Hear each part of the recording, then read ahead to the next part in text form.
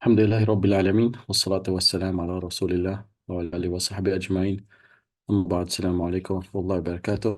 Lahat ng papuri at pasasalamat ay sa Allah lamang, Panginoon ng buong salibutan, ang kanyang pagpapalay sa mga ating huling propeta, at sa kanyang kasamahan, pamilya at sino man sumunod sa kanya. Ang topic po natin ngayon, tulad na nakikita nyo, ano ang buwan ng Ramadan? O ano ang Ramadan? Para din lalo sa mga hindi Muslim na nanonood sa atin ngayon, sa anuman platform, ipaunawa natin konti about sa Ramadan sa kanila para matanggal yung mga misconception nila patungkol sa isang Ramadan, patungkol sa isang Muslim. Dahil maaaring may mga kaibigan silang Muslim o classmates na mga Muslims o kasama sa trabaho na Muslim, at para magkaroon silang kaalaman patungkol sa kaibigan nilang Muslim, kapitbahay ng Muslim, or classmate nilang Muslim, na ano nga ba meron sa Ramadan? Ano yung Ramadan nyo? Ano bang ginagawa nyo? Totoo ba hindi kayo kumakain ng 30 days? Kasi yung high school ako, gayang kadalasan tanong sa akin. Nagugulat eh. Totoo ba 30 days kayo hindi kakain? Grabe, hindi ko kaya yun. Sabi ko, hindi naman ibig sabihin literally yung 30 days or isang buwan na hindi kakain. Sa ano lang, pag sikat ng araw hanggang sa paglubog. Hindi ibig sabihin araw-araw talagang wala kaming kakainin sa loob ng isang buwan. Eh talagang hindi na kami magsusurvive yun. Hindi yun ang nature ng tao. Hindi siya makakasurvive ng walang pagkain sa ilang araw pa lang, lalo tubig. At minsan may mga iba din na misconception o nalalagay lalo sa libro. Naalala ko yun, umabot pa ako ng grade 6 sa Pinas Elementary. Galing Gaza kami, 2002, yes, nakaabol pa ako ng grade 6. So, meron kaming isang book, naalala ko na mention doon na ang mga Muslim daw ay bawal maligo kapag Ramadan, which is nagalit talaga tatay. Kung nilakad niya yun sa DepEd, hindi ko alam kung natanggal na nila. So, mali yun, nasasabihin hindi tayo pwede maligo sa buwan ng Ramadan. Dahil nadirit tuloy lahat ng mga classmate ko sa akin yung time na yun at tumingin sila lahat sa akin. Alam mo yung pakiramdam na ikaw lang nag-iisang Muslim sa loob ng classroom at biglang nabasa ng teacher yon na bawal daw tayong maligo. So tumingin lahat ng class. Ano yung pakiramdam bilang 10 years old na ganun nangyari sa loob ng classroom at nadiri sila. Sabi ko, hindi totoo yun. Pwede nga kami maligo eh. Dapat pa nga maligo kapag summer, mainit, para medyo matanggal yung uhaw o hydrate yung katawan mo. Siyempre, hindi ka na maiinom na habang naliligo. Ibig sabihin na na-cool down lang yung ano mo, katawan sa pagliligo. So, maraming ganong misconception. Kaya, ang magandang chance itong topic ngayon at sa tulong din na ibinigay ng Allah on social media na inshallah maabot sa mga tao na mawala yung mga ganitong haka-haka nila sa ating mga Muslims. Kasi habang naglalakad tayo, ito pala ang tingin nila sa atin na nagugutom sa isang buwan at hindi naliligo sa Ramadan. Bawal. So kita nyo ang pangit ng imahe. At which is hindi mga totoo ang kinakalat nilang aral na hindi galing sa Islam. So, importante talaga sabi ko sa inyo, base sa mga experience kong ganito. Kaya inshallah, mapag-uusapan natin ngayon, ano nga ba ang buwan ng Ramadan? At alhamdulillah sa Islam community, meron tayong mahanap dito na ang virtue or kagandahan sa buwan ng Ramadan. Ang buwan ng Ramadan ay isa sa pang-12 na Arabic calendar or sa Hijri calendar. Kasama itong buwan mismo ng Ramadan ay isa siyang buwan na kasama sa buwan ng ah, Islamic calendar. At ito ang isa sa piniling buwan, kumbaga religious buwan sa atin, na ang Allah mismo nagsabi, ang ginawa niyang obligado ang pag-aayuno dito sa buwan ng Ramadan. Ipinili niya, ginawa niyang ang pag-aayuno ay isa sa haligi ng Islam. Isa sa pang-apat na haligi. Isa sa pang-limang haligi ng Islam. So pang-apat siya.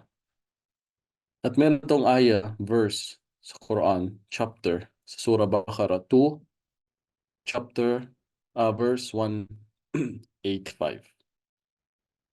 Dito isang beses binanggit ang buwan ng Ramadan. Sabi ng Allah sa Surah Baqarah, شهر رمضان الذي أنزل فيه القرآن هدى للناس وبينات من الهدى والفرقان.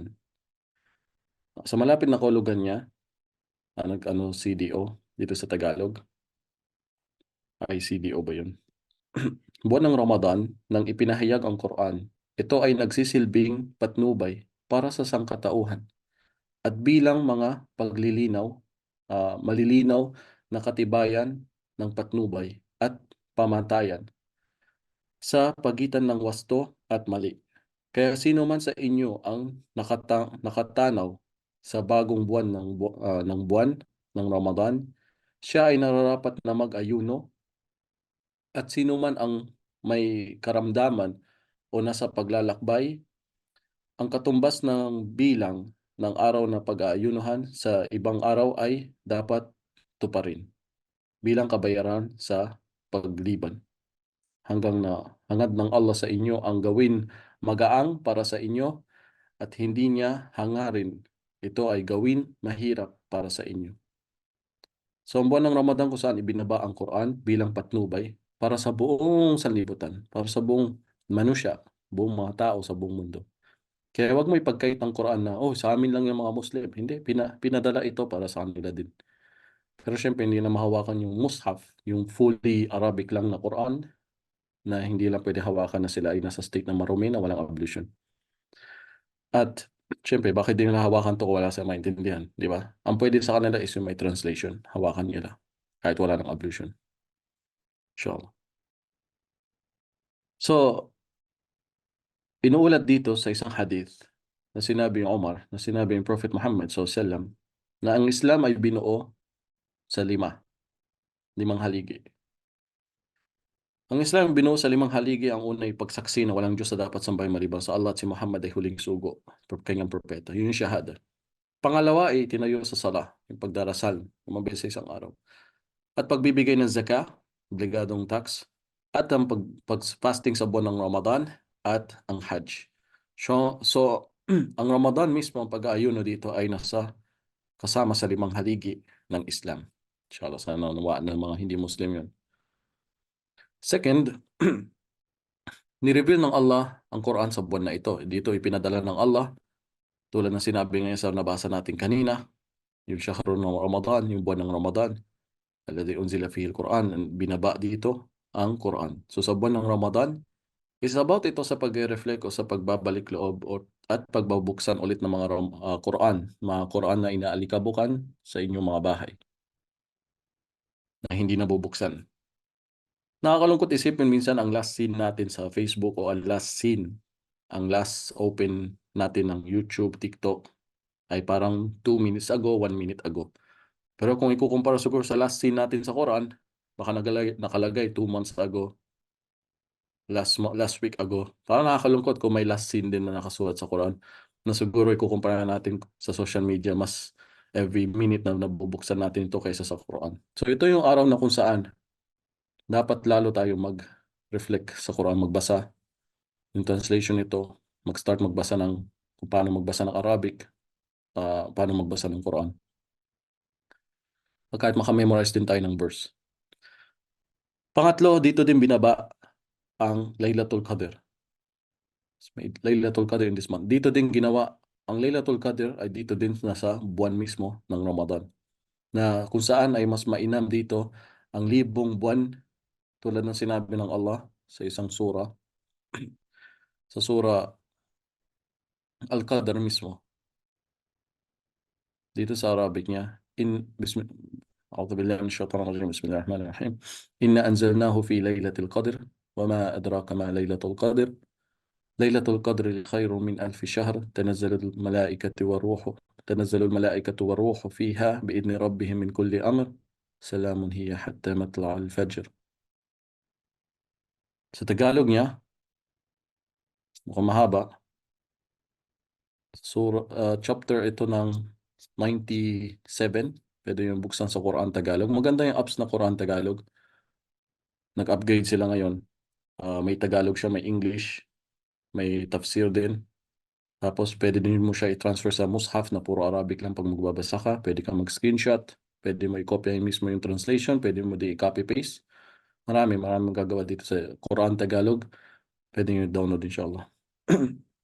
So sa malapit na kulugan sa Tagalog, sa ngalan ng Allah, ang pinakamahabagin, ang pinakamawain, at ganap na mapagmahal.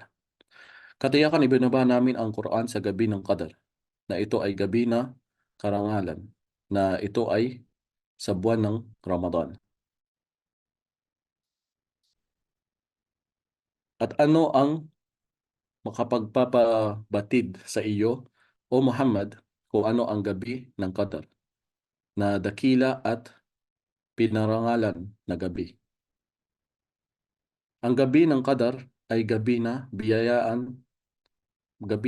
biniyayaan, na ang katangian nito ay higit pa kaysa sa 1,000 buwan sa pagsamba na wala sa ibang gabi ang ganitong katangian.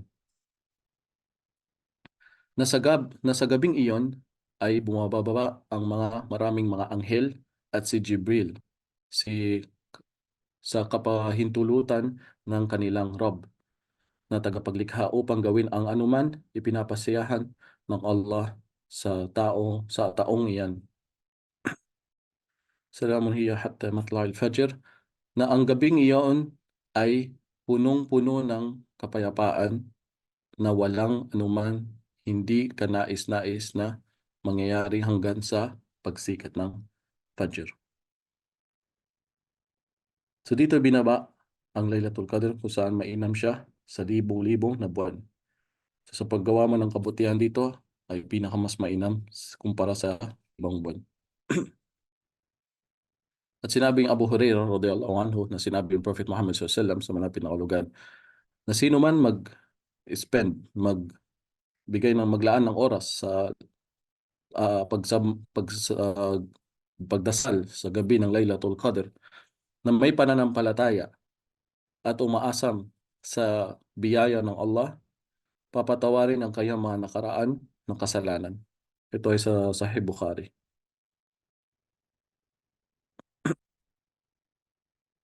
So ginawa ng Allah ang pagfa-fasting, ang pag-aayuno sa buwan ng Ramadan, sa pag ah, lalaan mo ng oras sa pagdarasal sa gabi na may pananampalataya at pag-aasam sa kanyang biyaya at sa kanyang kapatawaran, na mapatawad ang iyong mga kasalanan nakaraan. At dito din sa buwan na ito kung saan isinasara ang pintuan ng impyerno at binubuksan ang pintuan ng paraiso, at ang mga demonyo o mga jin, mga engkanto na masama ay kadena ang kanilang sarili sa buwan na ito para walang mang istorbo sa atin na demonyo kung isipin mo. So, ano pang kailangan malaman ng mga hindi pa Muslim o mga hindi Muslim sa buwan na ito o mga bagong Muslim? Anong gagawin nila sa buwan na ito? Sa buwan na ito kung saan mag-aayuno. Paano mag-ayuno?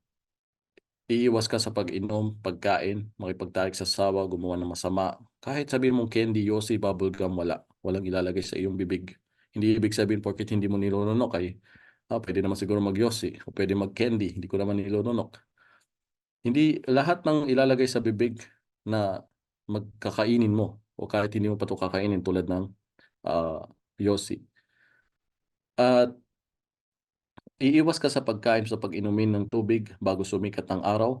Pag nag-adhan na ng Fajr at hanggang sa mag-adhan ng Maghrib. Yung adhan ng Fajr, yung pagtawag ng prayer bago sumikat ng araw, sa madaling araw na pagdarasal, at hanggang sa paglubog nito sa paglubog ng araw mismo.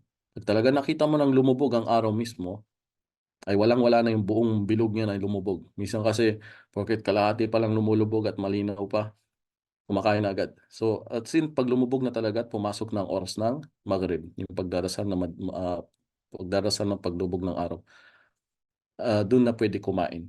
Pwede ka nang uminom, pwede nang mag-enjoy sa asawa mo. Pero tawag dito, hindi ibig sabihin, pwede nang gumawa din ng mga haram na bagay tulad ng pag-inom ng yosi mo. Mga iba, minsan pinang-i-iftar nila yung yosi, di ba? Kaya hindi makapag-antay, nakaready na yung yosi habang mag-iftar eh. Inshallah naway itong Ramadan is maiwasan natin yung mga ganong bagay.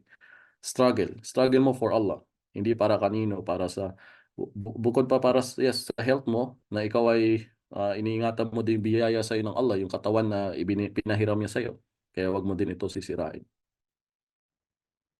So yung po ang ginagawa ng isang Muslim sa buwan ng Ramadan, at pagbabasa niya lagi ng Quran, pag-reflect niya, pagdadasal sa gabi, itong pagkatapos ng Isha, Tarawih, yung pagdarasal sa masjid ng sama-sama, Ang babae mainam din sa kanyang bahay. So, ito yung ginagawa ng mga Muslim sa buwan ng Ramadan. Hindi siya about puro lang sa pagkain kasi minsan ngayon na iba na dahil tulad ng isang lecture ko last time sa ibang grupo na tulad ng sinabi ni Sheikh dito sa Islam Q&A na minsan pag parating na ang buwan ng Ramadan dahil sa influence ng mga social media sa TV na kino-commercial na is puro pagkain, puro about anong the best na kaldero kawali na gagamitin sa buwan ng Ramadan, anong the best ingredients. Kahit sa mga TV show ng mga Arabo, lahat na makikita mo ang Ramadan tuloy ngayon is nagiging puro about pagkain na lang. Anong masarap na iftar, anong the best na samosa, ano. Parang yun na lang kahit yung nag-grocery ako last time na bumili ako ng Vimto, sabi nung sa cashier, oh, naghahanda ka na para sa Ramadan. Natawa lang ako. Sa tingin ko itong Vimto nga to, hindi baka hindi umabot ng Ramadan. Isang bote lang. Kung ako talaga nag-ready ng Vimto para sa Ramadan dahil isang kahon ang binili ko. So, nasa isip nila ganun. Pag-ready ng mga pagkain, Ramadan, ang nasa isip nila is pagkain. Paghahanda lang sa pagkain. Nawala na sa isip nila yung Quran, yung pagdarasal. Ang mga iba pa, magugulat ka sa mga ibang kahit mga Arabo mismo. Yung may in-interview kami noon na binata, anong ginagawa yung pag Ramadan? Sabi niya, yun, naghahanda kami ng pagkain. After ng pagkain o isya, anong ginagawa niya? Sabi niya, manunod kami ng movie.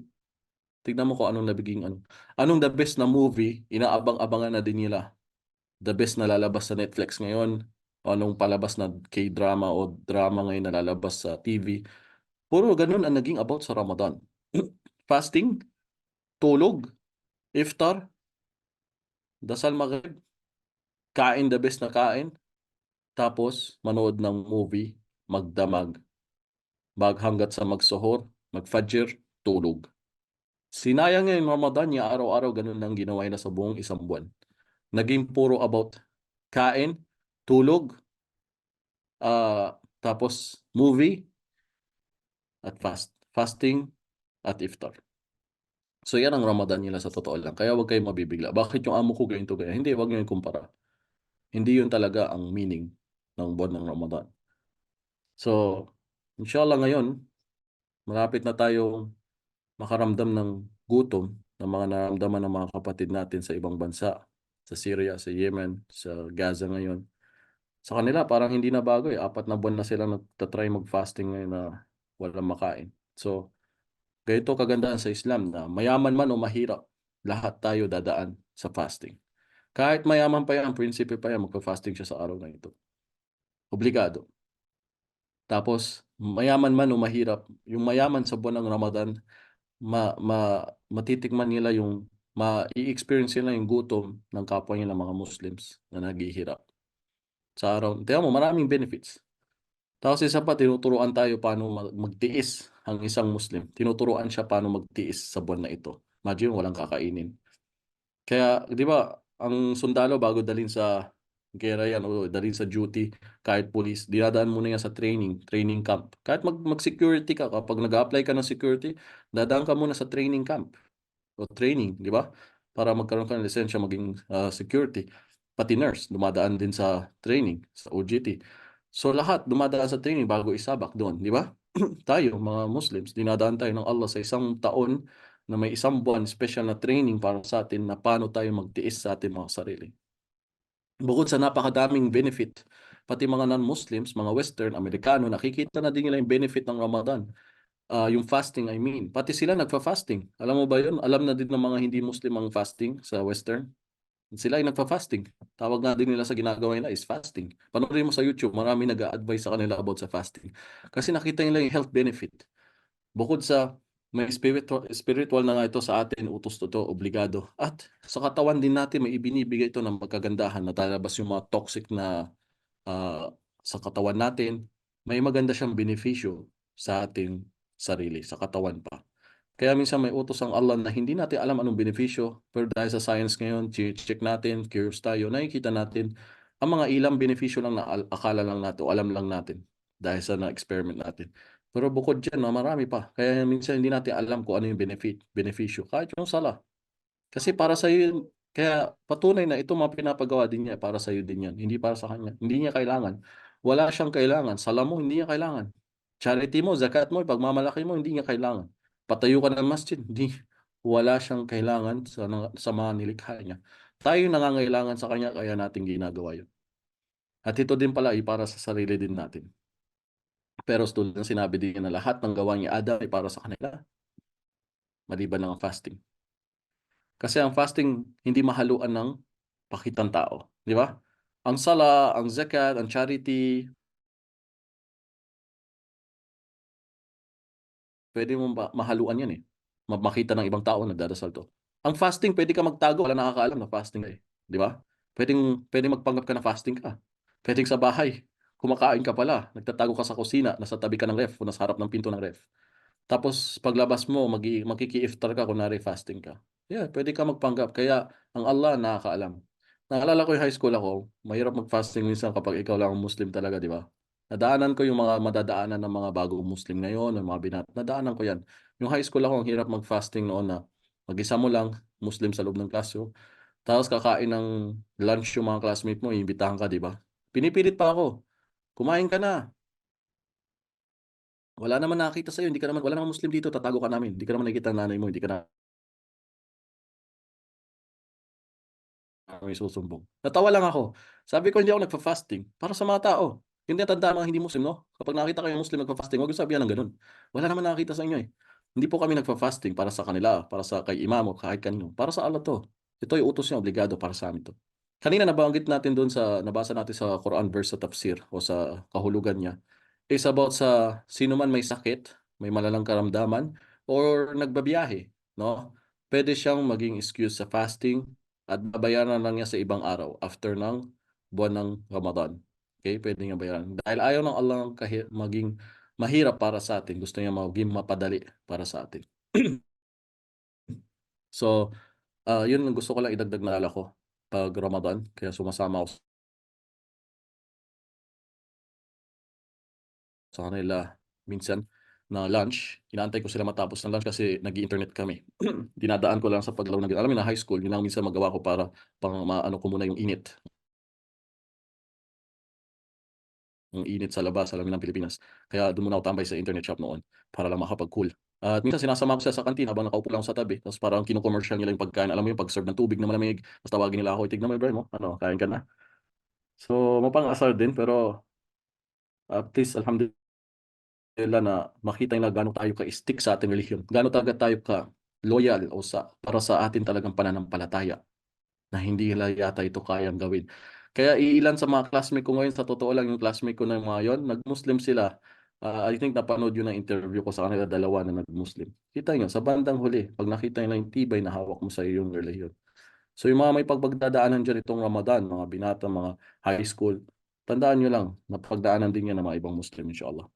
So hanggang dito lang po muna, naka 30 minutes na tayo. So at least may idea na sa mga hindi Muslim o mga bagong Muslim kung anong gagawin na sa buwan ng Ramadan. Hindi pala to puro about pagkain. Hindi pala totoo na hindi sila pwede maligo. Hindi pala totoo na 30 days, isang buwan silang hindi kakain. Kumakain naman pala sila sa gabi. Ibabaliktad mo lang yung gabi sa umaga. Di ba pag gabi, kakain na tayo ng dinner. Minsan maaga sa probinsya, 6 o'clock, 7 kumakain na. Tapos maaga na matulog. Sa buong manggabi, hindi ka kumakain at hindi ka naman umiinom, di ba? Tulog ka buong damag. Kaya pagising mo sa umaga, di ba? Anong tawag doon sa almusal sa English? Anong tawag? Fasting, di ba? Bakit fast? Breakfast. Bakit breakfast? Breakfast. Binake mo yung fasting mo. So fasting ka magdamag, na binake mo siya sa umaga. Kaya tawag minsan sa almusal, breakfast sa English. Kasi fasting ka magdamag at binake mo lang pagising mo. So ganun lang din ginagawa ng mga Muslim na nagtataka ang iba, hindi kayo nahihirapan. Kung sa gabi nga nakatulog ka na mahimbing, hindi ka nahirapan, hindi ka uminom at kumain. Ang mga Muslim, sa magdamag lang din, ganun. Ibinaliktad lang natin gabi. So kung sa gabi tayo kumakain, at sa umaga tayo hindi kumakain. Sa tag-araw. Pag sikat ng araw hanggang sa paglubog. So imagine natin may mga ibang tayong kababayan o mga Muslims na kapwa na nahihirapan mag-fasting o nagfa-fasting na mas matagal na oras. Bakit? Kasi sa ibang bansa, bandang Europe sa taas, mapapanood yung mga dokumentaryo, nagfa-fasting sila ng halos mahigit ilang oras. At saglit lang ang pagsikat ng araw at paglubog sa kanila. So may mga matindi pang Muslim na may pinagdadaanan na mas mahirap na fasting kaysa sa atin. So inshallah na magbigay ito ng konting idea sa inyo patungkol sa buwan ng Ramadan, ang ginagawa ng mga Muslims, at sa susunod ulit na topic natin inshallah ang patungkol naman sa pag-aayuno sa buwan ng Ramadan, ang mga sino ba dapat mag-ayuno, ang hindi pwede at inshallah, I think sa 10 yata yan before mag-Ramadan mismo. Sa 10 ng March, magkita-kita ulit tayo. Paki-invite ang yung mga kaibigan na maka-attend dito at may mga konting pulot lang na aral sa about sa dito sa akin bago tayo, alam mo nun, maano dito sa mundo. Makaalis. So, may mga katanungan pala kasi 4 o'clock din ang pasok ko. So, date na ako ng 40 minutes, 30 minutes tawag ng tawag ito. Inshallah, kung may mga katanungan sa mga babae, mag-chat po lamang dito. Sa mga lalaki, pwede kayo mag-open ng mic. Inalis ko na po yung headset ngayon, so for sure marinig ko kayo, unlike dati. At huwag niyo po kalimutan na mag-enroll ito sa MOPA Academy. At paki-share din po sa mga kaibigan niyo kung may mga bago dito na hindi pa ito alam. Ito po ay pag-aaral online na matutunan mo din yung mga haligi ng Islam dito sa kanila. At anong oras man ang free ka, pwede ka po mag-aral dito. Wala pong problema. Muslim ka man o hindi, inshallah. Pero may tatanong din kasi yung quiz sa Aqidah sa first, so mainam din na nag-Muslim ka na. Pero kahit wala ka pang alam sa Islam, inshallah matutunan mo to dito at paano din magdawa, ipahayag ang Islam sa inyong pamilya. Punta lang po kayo sa page. Follow nyo. Marami din salamat sa mga nakafollow sa page nila. Dumadami na din, nag 2,000 plus na yata. So marami din salamat. Pakishare po yung mga post ng video, pakicheck. May mga short videos doon na parang commercial na about sa pagdadawa o paano ka makapag-aral. At meron din video doon patungkol sa buwan ng Ramadan. Maiksi lang yun siguro mga 1 minute. Pakishare din yun sa inyong mga pamilya para magkaroon sila ng idea. Kung hindi mo madawahan yung mga pamilya mo ng diretsahan, baka sila magalit. I-share mo lang sila ng video, ganun, o mag-share ka lang sa iyong profile para nakikita nila ito. Hindi ka man nagbenepisyo, baka busy ka, kahit hindi mo napanood yung video. Minsan, baka umpisa lang napanood mo, ilang seconds, tapos may gagawin ka sa work. Pero i-share mo na agad bago mo hindi mabalikan mamaya. Dahil minsan hindi man ikaw yung nagbenepisyo, ibang tao. Tulad yung ginawa namin video ni Hamza Duran, na yun din yung na-mention niya doon na minsan kahit hindi ikaw yung nagbenepisyo sa video at shinare mo, yung iba nanood ng kompleto, sila yung nagbenepisyo at may reward ka doon inshallah. At pagugulat ka na lang, baka na-meet mo yung tao na yun, sasabihin niya, may na-meet na akong ganito minsan. Sabi niya, ang ganda yung video na share mo. Sabi ko, ano, alin yun? Sabi niya yung ganito, ganyan. Sabi niya, ang ganda dun sa bandang huli, sabi ganito, ganyan. Sabi ko, sandali lang kasi hindi ko din napanood yun, sinare ko lang agad eh. So hindi ko din natapos yung video, hindi ko natapos hanggang dulo, yung pala, ito, pag basta shinare ko lang at yung tao nakapanood, pinanood niya hanggang dulo, sila yung nagbenepisyo, habang ako, kahit kalahati lang napanood ko, at na-curious tuloy ako, pinanood ko din ng kompleto. Minsan ganun din ang nangyayari. So inshallah, sana naunawaan niyo yun. Ito, magsanay sa pagdawa, mag-register. Paki-click itong link na ito. Tapos pa-share nyo na din ito sa mga group niyo, inshallah. So wala na kayong katanungan, pwede na tayo lumayas. Baka may mga katanungan kayo, may mga pagdadaanan dito sa Ramadan. Habot ng ating mga kaya, inshallah. Okay, wala na po kayong katanungan. 17 nanonood. Maraming salamat sa inyo sa pagdalo. Kung may katanungan kayo, huwag kayong mahiya mag-chat po sa kanila, sa kanilang FB page dito or sa kanilang WhatsApp. Kung may mga private kayong mga katanungan na may gusto kayong malaman at kayo ay nahihiya sa public magtanong. Okay po, maraming po salamat. Ingat po kayo. Jazakumullah khairan sa oras niyo. Subhanallah wa bihamdihi, asyhadu an la ilaha illa anta, astaghfiruka wa atubu ilaik.